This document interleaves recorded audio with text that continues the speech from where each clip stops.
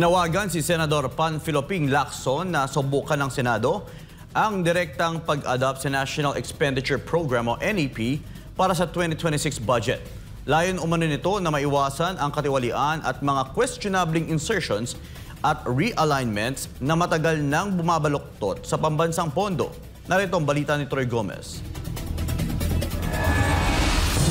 Iminungkahi ni Senador Panfilo Lacson ang isang kakaibang hakbang sa pagtalakay ng 2026 national budget, ang direktang pag-adapt ng Senado sa National Expenditure Program o NEP na isinumite ng Executive Department. Ayon kay Lacson, layo ng mungkahing ito na maiwasan ang paulit-ulit na katiwalian at pagkakabaluktot ng pambansang pondo, bunsod ng congressional insertions at realignments na matagal na niyang binabatikos. Paliwanag pa ng Senador, mas mainam na manatili sa orihinal na NEP dahil masusing pinag-aralan na umano ito ng mga implementing agencies bago isumite.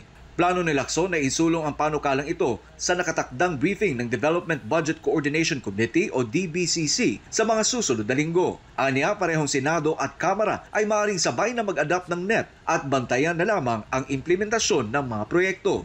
Taon-taon kilala si Lacson sa pagtuligsa ng umunoy questionable insertions at realignment sa pambansang pondo, kaya't iminungkahi niya na subukan muna ito bilang isang eksperimento sa loob ng isang taon.